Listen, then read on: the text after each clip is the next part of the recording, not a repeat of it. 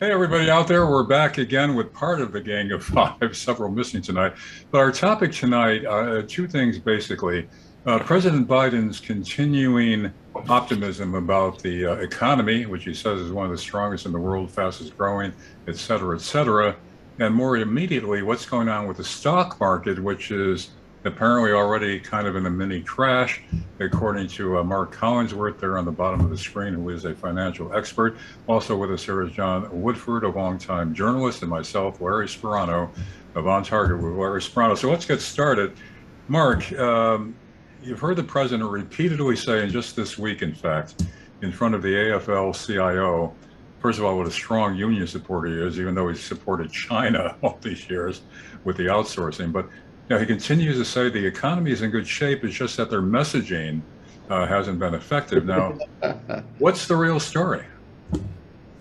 It's really not that strong. It's going downhill very quickly, and every day more and more. I mean, housing starts are plummeting, retail sales are falling, gasoline prices are going up, and I guess the long story short is when he gives these speeches, you can't get up there and tell everybody, "Hey, everything's going to hell in a handbasket, and I'm responsible for it." That's just not good marketing either. Well, what about it? What about his claim this week that we have the fastest growing economy in the world? That's incorrect. One of the things he likes to brag about is the number of jobs that have been created under his watch. And what basically happened, we went into the lockdowns. People basically were told to stay at home. They didn't technically lose their jobs, but they started getting paid unemployment benefits. So essentially, you had 10 million people got laid off from work from lockdowns. And then when everything opened back up, it created roughly 8.6 million jobs. Well, all you did, you took $10 out of your left pocket, you put $8.60 into your right pocket. Are you $8.60 better, or did you actually lose $1.40? Well, actually, what's happening is people are returning mostly to old jobs. There's no new job Correct. creation. That's a big problem. Yeah. And he tried to take credit for that, and that's not a strong economy. Technically under his watch, you actually lost jobs, not created jobs. John, as a layman, you and I are both laymen in terms of the financial complexes that Mark deals with every day in his professional capacity. But as a layman, looking at this, do you find any credibility to Biden's explanations? Is it just that we're not astute enough to understand the details of how the economy works? I don't think, who does understand it? But one thing I can understand, I think, is that when I hear them telling the public they're doing all this to fight inflation. Well, I mean, that's sort of just like a religious phrase supposed to say, oh, they're doing it to fight inflation. So you're kind of conditioned to think, well, I guess they got to do it, and whatever they do, I guess we just got to sit back and take it. I mean, the inflation is such a complicated phenomenon that just to say that, but it's just like uttering, as I say, like an empty religious phrase. What does it really mean? I mean, does that mean that supposedly you should think then that prices of necessities would come down, but I don't see prices of necessities coming down. I don't think they're going to come down as a result of what the Fed is doing either. I think the fuel prices, food prices, and the pipeline problems and all that, I think that's going to continue. I don't know. I mean, I think it's a way of telling people you're not going to get any wage increases. You're going to, I think they've been stirred up by seeing people start to form some of these unions in certain sectors. And I believe that really it's going to take it out of just regular people's hides. And also I look upon it as, what have we seen over the last 20, 30 years? We've seen tremendous imbalance, inequalities of wealth. Is it going to affect that? Is it going to change that? These measures? I don't see that it's going to change that. I don't think they're going to take anything away from rich people appreciably. Well, that's one of Biden's big emphasis, big thrust, that we have to bring the lower people up. He doesn't do anything to do it. He says it. Yeah. Yeah. But you're also partly referring when you say they're doing this to to control things. You're partly referring, I guess, to this week's decision by the Fed to raise interest rates again by 3/4 of a point, which is quite steep. And promising to do a couple more times. Yeah. Mark, is that going to be effective? In the long term, it will, but it's going to be very painful. Painful, yeah.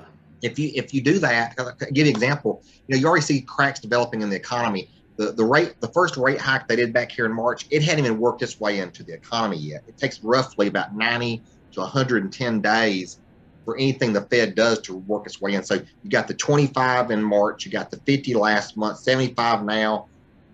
The consumer hadn't even felt those. They're just feeling the inflation side of it right now.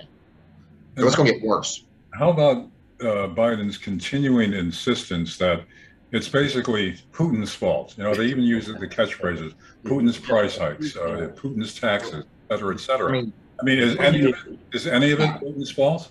The boogeyman did it.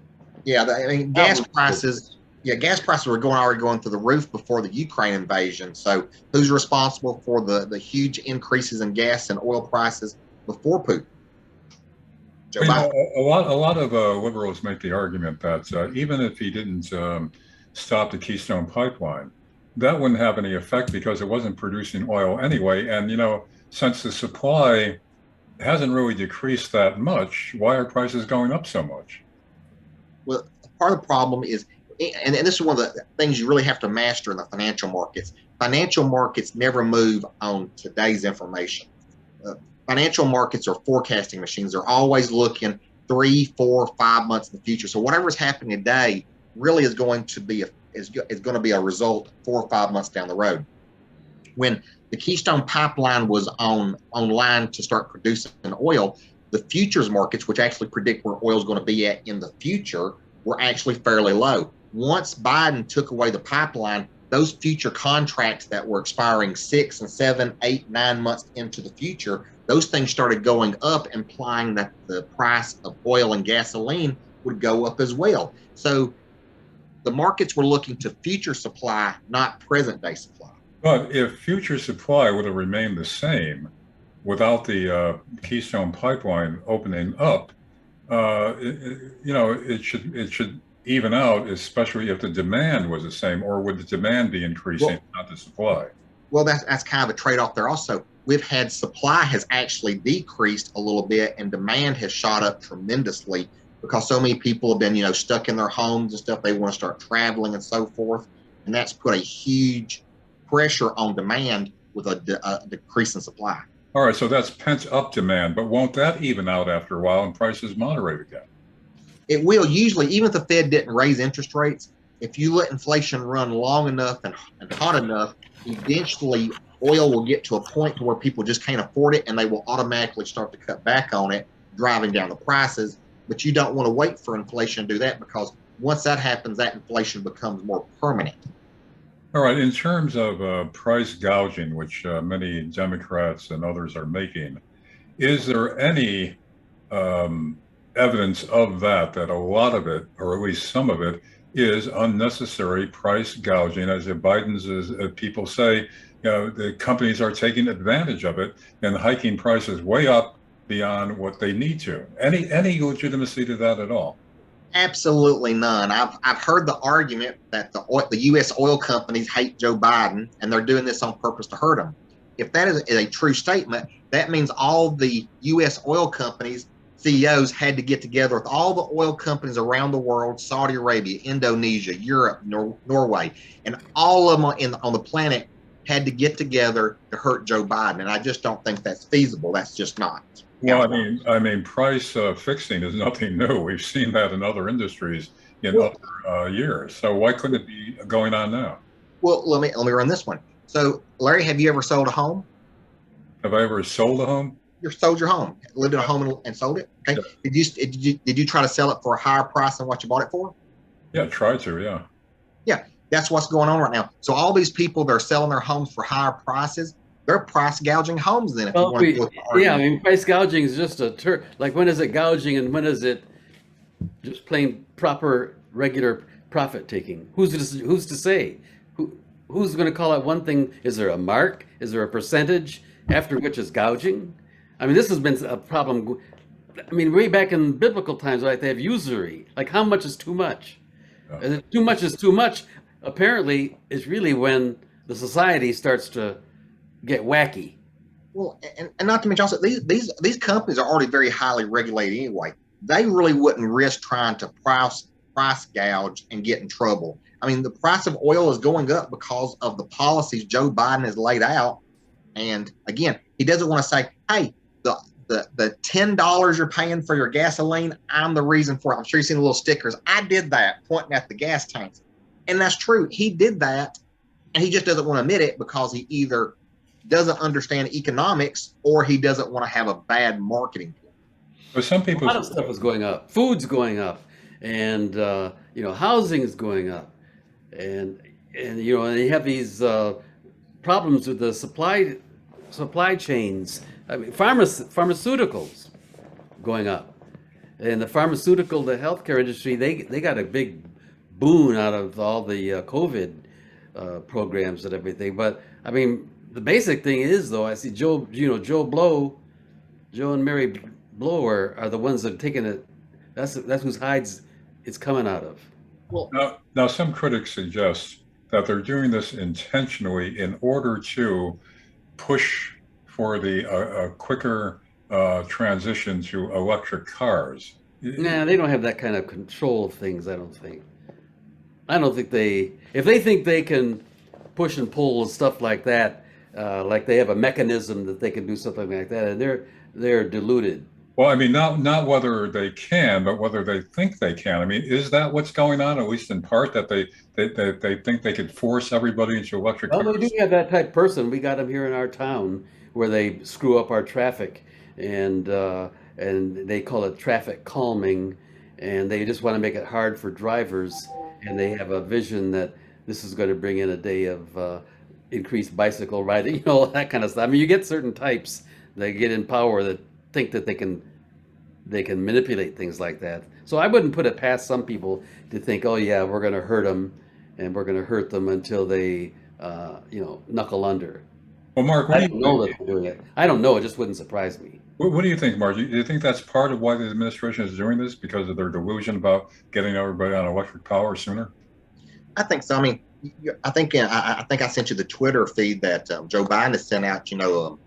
Right before the election took place, saying that he thought that fossil fuels were a threat to mankind. He said, "I'm going to hold the energy companies responsible. I'm going to stop drilling on federal lands." All those things he said in that tweet are things that will cause the price of oil to go up, and there has to be a reason behind it. And he's even said in speeches he thinks the United States is transitioning away from fossil fuels to more energy efficient, which is another word for saying green cars. So I mean, it's Yeah, in fact, they've been playing, especially on Fox News, a clip of him during the campaign telling this young girl to look in my eyes. I promise you, if I become president, I will end fossil fuels. I will drive the oil companies out of business, and that is a promise. So, it's on tape. So, I mean, well, this brings up another item. Who's in charge? Is Biden in charge? No. I'm going to say no. He's a fall guy for a bunch of people that want to get their wish list. Yeah, some segment that thinks they can speculate on the electric and other kind of stuff is in there, and they're talking to certain people in the high up in the party, I think, and they think it plays in the public. They think it makes it look as if they're responsive, but it's just like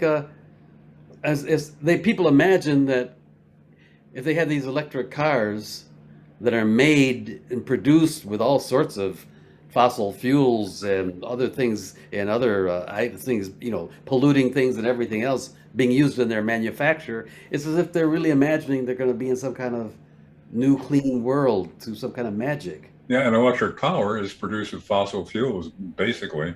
Now that they're not building any more nuke plants, but is it a matter? Well, here's another question now.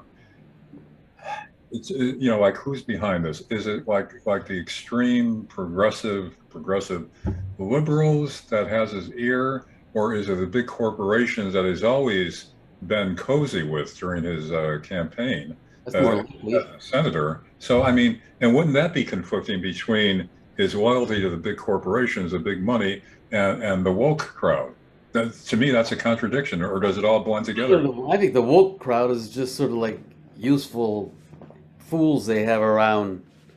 They hope that they get a message out that appeals to certain sections of the voters, but he's never represented those people in his whole career. Right. Really, he's what's he doing over there in Ukraine with his son? That's more like the real Biden. He thinks he's a slickster. Mark, who has his ear the most? Is it the big corporations, big money interests, or is it the progressives that helped get him elected? I think it's probably a combination of two things. One, you have this, you have the woke crowd is growing. I think he's trying to set the precedence that, hey, the Democratic Party supports the woke crowd, and they're trying to build up that platform there. So that's problem number one. And then problem number two, I'm sure a lot of these lobbies, because it's we've already had the age of the train, we've already had the age of the airplane, and people made billions of dollars off investing in those products very, very early. The green energy thing is brand new. That's where the next round of billionaires are going to be made, but it's going to be another 20 to 25 years down the road. I think the lobbyists are pushing Joe Biden because, I'd rather, if I'm going to be a billionaire in 25 years, I'd rather be a billionaire today than in 25 years. Yeah. Yeah, I mean, well, yeah. Here's another thing. Is there anything he could do to turn around his approval ratings before the midterms? Now, supposedly, when he goes to Saudi Arabia, some are saying that it's going to bring down oil prices appreciably. Do you buy that, Mark? No. Saudi Arabia doesn't. I mean, for people that don't want to see oil prices come down, the only thing that Saudi Arabia produces is oil. They don't want to see the price of oil come down, so they're not going to help out Joe Biden or the United States by pushing oil prices down. They want oil prices to stay high, so it's going to do no good going over there. But he is going to get an increase of capacity out of them, will he not? He might be able to pull. This is kind of the trick of the thing. They're going to raise it maybe a little bit just as a kind of a good gesture. But here's the next problem, because the Democrats have been so hot and heavy on EPA regulations and so forth, on not allowing oil companies to expand their refinery capabilities. We've only built one major refinery in the last 40 years in the United States, and that was in 2019. But I don't have to remind you who was president in 2019. All right, here's another thing that he keeps talking about, complaining about that. Well, gee, we've given the oil companies all these leases, and they're not using them. So, it's the oil company's fault. Now, where's the trick in that argument? Well, here's the first thing I want people to really realize. When he says permits and leases, that's for government land. The government can't stop you from drilling oil on private land. So when you have to go get a permit, that means you're drilling on federally owned land. Now, yeah, he's issued the permits, but in the exact same breath, he's issued an executive order, just like in his tweet. He said, I'm going to stop drilling on federal land. So great, you got this piece of paper, but you can't walk onto the property. It's just so, I don't understand. So that's an outright deception on his part. It is, yeah. They're not using them. Yeah, he blames the oil companies, but the oil companies are forbidden to go on those lands. I don't understand. All right, another thing coming out of all this, even his own party now, and even the liberal media are beginning to snipe at him. So is there a plan afoot to get him out, or to weaken him so much that they'll have to present another nominee in 2024? What's going on? What do you think, John? Well, I don't think they want to run him again. They're big. I think they would, if they didn't have Kamala Harris there as vice president, they had a competent, rational, effective politician there. I wouldn't be surprised if they wouldn't rather have a situation where they could get him to resign before the election, but they don't have that now. So they've got a rough situation. And they're not even trying to build up a other kind of attractive candidate, which they should be doing right now. Pete Buttigieg has been floated. Jesus. Well, they might as well put their heads between their legs, kiss their ass goodbye. Yeah, I mean, they keep saying that the critics keep saying that Kamala is Biden's best insurance to stay in office. Yeah, yeah. Oh, However, I've said months ago that if you begin to see moves to oust Kamala, then it's the Nixon plan. You know, when they were building up to impeaching Nixon, don't forget Agnew resigned first. They got a scandal going around Agnew. He was forced out. So Nixon brought in Gerald Ford. And then when hmm Nixon had to step down, Ford became president. It was more presentable to the hmm general electorate. So if you see a big push on now to destroy Kamala, maybe the Yeah, Nixon yeah, plan Cat, they're is. doing something. What do you think, Mark? Yeah, I think he's made a lot of. I mean, I can't really, no matter out of all the presidents I've lived through, I can always dig and find something that they did right. Joe Biden's done absolutely nothing right, including picking his vice president. All right, now let's try to be objective here, if not sympathetic. And is it possible that since he took office in a year and a half now, there is nothing he did right, nothing successful, didn't improve any aspect of American life, really? I can't think of one. John? I can't think of too much. I mean, this ritualistic running around giving speeches after disasters and tragedies doesn't get you very far. That's just, that's the minimum that they all do if something happens to, that's been his main appearances that haven't been ridiculous. You know what I found kind of I don't think that attracts. I don't think he's done anything to win over people who weren't for him before. one thing I found really like ironic and even laughable was his speech earlier this week before the AFL-CIO in Philadelphia, crowing about his strong union support over the years, how unions built the middle class and built this country, how unions were vital for the American dream, the American economy. What he failed to mention was all his support over the years for outsourcing jobs to China, which he repeatedly described as not our enemy. The jobs going to China, they're not going to eat our lunch. There's no problem with that.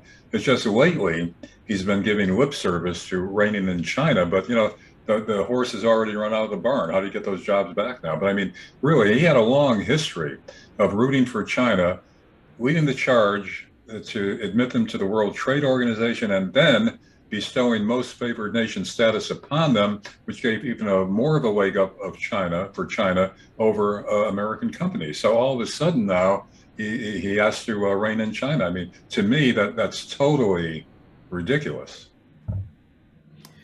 Well, we'll never know how the Chinese got him to do those things. I don't know if we can ever figure out, but I just think he was up for hire as far as I'm concerned. Well, when you consider what was on Hunter Biden's laptop, with that's been verified even by the New York Times after a year and a half, where they were suppressing that story.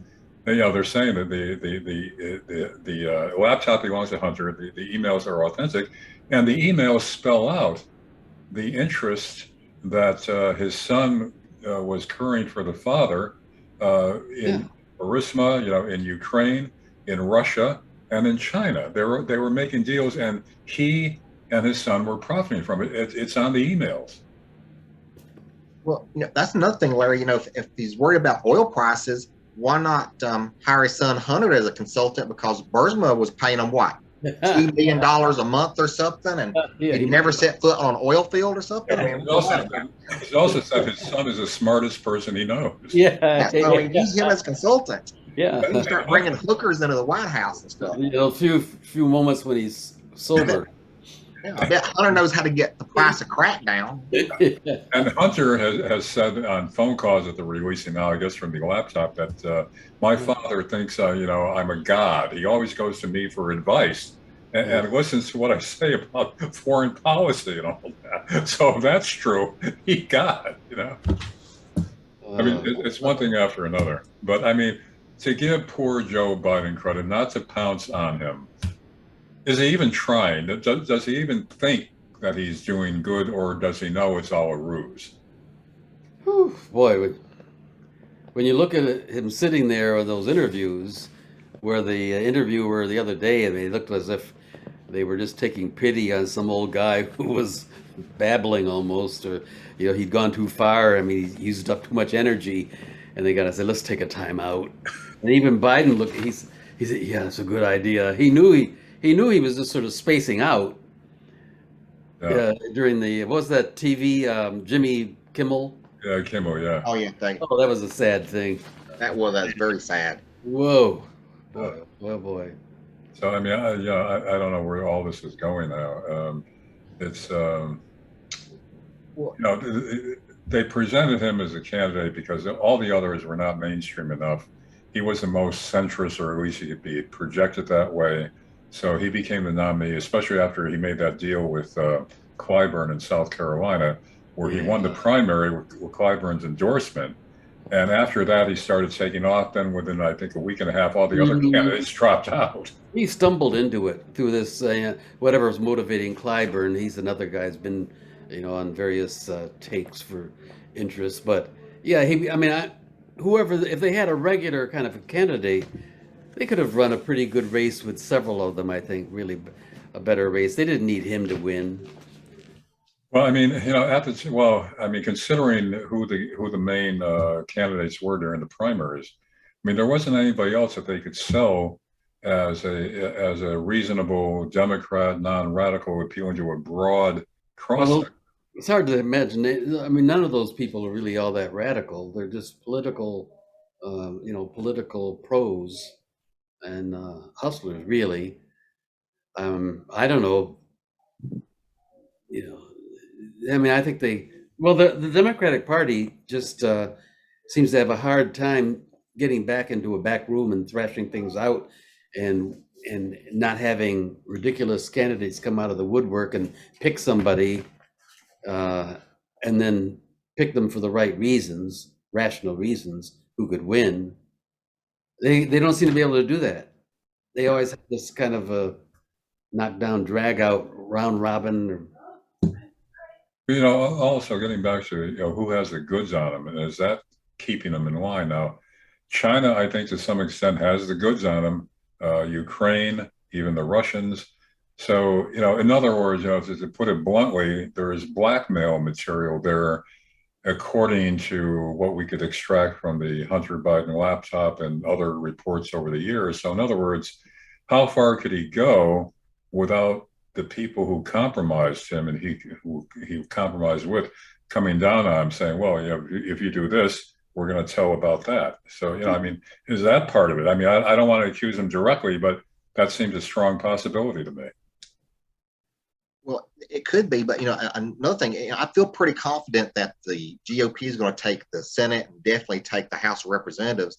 The next 2 years are going to be just full of investigations on Joe Biden and Oh Hunter man. Biden left and right. It's going to Oh, be, it'll make Jan 6 committee look like a kindergarten show. John, do you see it that way too? The midterms is going to be a red tidal wave. I think it'll be enough to get majorities. I'd be very surprised. And then, yeah, who knows what'll happen after that? Well, here's a possibility that I'm speculating about.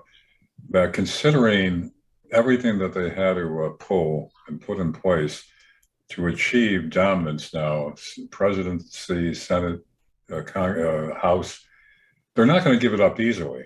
Now, the way to revive a president's lagging approval ratings is either to go to war or come up with some crisis which can make the president as incompetent as he may be, but the crisis they could project him as handling it in a very competent, patriotic way, saving the country, and therefore people will rally behind the chief executive once again, and there won't be a red wave. I think that is a possibility.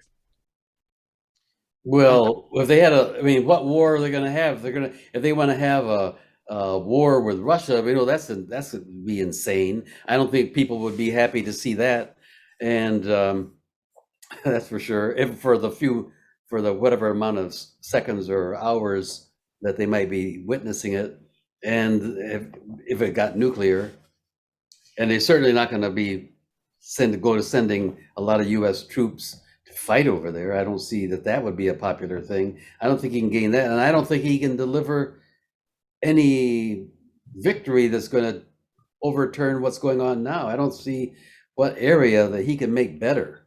How about another pandemic? Well. Again, it's speculation on my part. I don't know, but I'm just saying,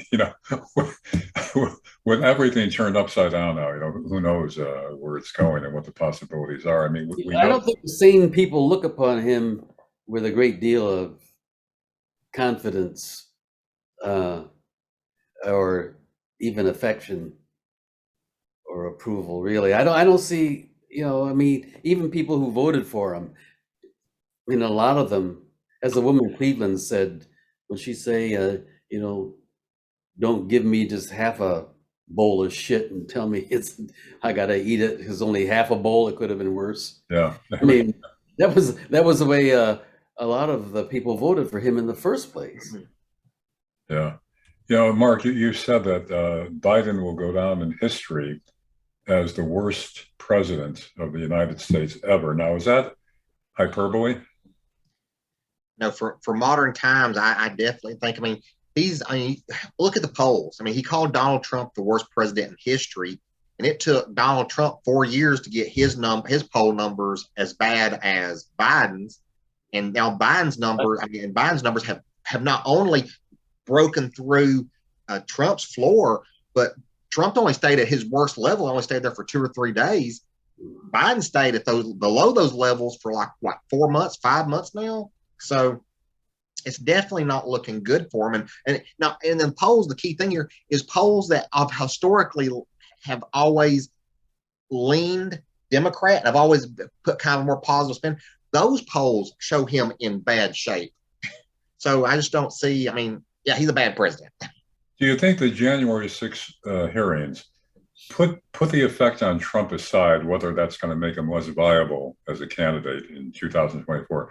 Put that aside, but do you think because of what's coming out of the January 6th committee hearings, that people are going to be convinced that Trump was so awful and the Democrats are the ones that pointed this out, that will create a new sympathy or appreciation for the Democrats and the Democratic president in office? Now, in other words, will the negatives coming out of January 6th against Trump accrue to Biden positively? No, I don't. They could accrue to Pence easier than Biden, in a way. The way it's going now, people are gonna say, "Hey, that Pence, he stood up for this and that." He might then become some kind of centrist candidate that would have a better chance than he could beat Biden. Whether he could beat Trump, it remains to be seen. Mark, what do you think? Would the January 6th hearings actually help Biden? I think it'll hurt him. And the reason why is, when they do the Jan 6 stuff and you see people on the liberals, they watch it, they go, yeah, I agree with that. That's a true statement. And then the Republicans sit at it here and say, oh, you set this up. It's a con game. You're making up lies. You've just deleted text. They see all these tricks they're using and making up stuff that they know is not true. Like the video that Donald Trump said, please go peacefully over to the Capitol building and have a peaceful protest. The Democrats purposely deleted that from their Jan 6 committee videotape. And they got called out on that. And Jim Jordan called them out on it and said, hey, you guys deleted that. You need to put that back in there. And they're like, oh, we made a mistake. Making them in politics, making a mistake just means, I'm sorry I got caught. Give me a second chance and I promise not to get caught again. One member of our group of 5 who's not here tonight actually predicted last time we talked in this podcast that because of her sterling performance during the January 6th hearings, Liz Cheney will become the next president. What do you think? Well, I don't see it, but she still could beat Biden. Oh, yeah. Yeah, she could beat Biden in a landslide. So, all right, before we wrap it up, general predictions come 2024. What shape will the nation be in and who will emerge as the real contender for the presidency? Mark? I think what's probably going to happen is we're probably going to have a recession between now and the election, which will even add more doom onto the Democrats holding the White House, the Senate, or the House of Representatives. And it will basically, Joe Biden will go down the history books as the worst president in U.S. history. John? I think he's certainly going to be right up there. Let's see. Who's the other? There's Andrew Johnson. There's Rutherford B. Hayes. There are various ones, but he's going to be way up there because what the Democrats keep doing is they keep thinking that all their showbiz, Hollywood, celebrity, glitzy type stuff, they keep thinking that that's politics. And with these, these attempts to talk about, well, what do they talk about? Conditioning people differently mentally. You're going to improve their minds and make them better people by making them attend sessions on wokeness, the woke here, woke there, woke there. People, I think, are fed up with that kind of stuff. So that's bad, and that's what they think is politics, and that's not politics. So yeah, I don't see the Democrats changing because, unfortunately, some of them that make, to me, sense in some things, but they're goofy, and they're only popular in their little region where they win, like New York City and a couple other places that they might be able to win, but they don't have a broad impact. They can't just talk to regular people enough. So I think unless they really, I don't know who's running the inside of their committee, but unless they change, they got to get a whole different kind of person up there running behind the scenes. And I don't know, because when you look at them, most of them are multimillionaires, just like the Republicans. When you look at the Democratic National Committee, it's kind of just one little offshoot. Whether they're in different kind of businesses, I don't know. But they've pushed war. They pushed war more than Trump. Trump was a much less bellicose type leader than these ones who are running the Democrats. It's crazy. Yeah. Yeah. Well, what we should do before we wrap it up is talk to Mark, our financial expert, who's been watching the stock market, especially today.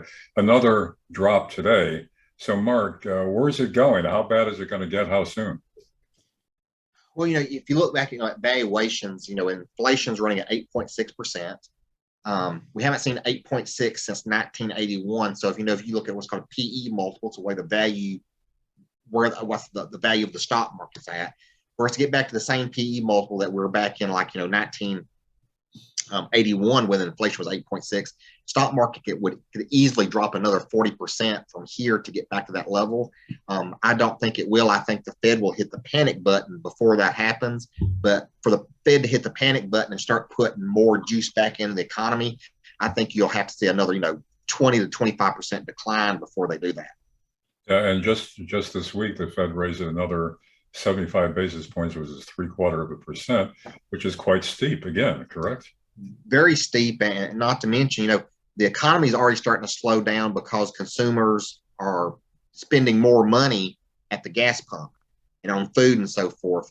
Where the real problem comes in at is the rate hikes the Fed's done so far have not really even gotten into the economy. The one they did back in March, it's just barely now starting to work its way down to the consumer. So, all right, Mark, for the layman, including myself, 0.75 percentage point hike, half percentage as it did before that, doesn't seem like much at all. It's less than 1%. So what's the big deal? How would that have such a big effect on the economy? Explain. The reason why is because the interest rate right now, I think the Fed funds rate now is at 1.75%. The problem is inflation is running at 8.6. So before the Fed funds rate can even start doing any real damage, you've got to get interest rates up above 8.6%. Give you an example, back in 1981, the Fed funds rate went as high as 20% when the inflation rate was running at 9%. And the 1980 to 82 recession was one of the worst recessions out there.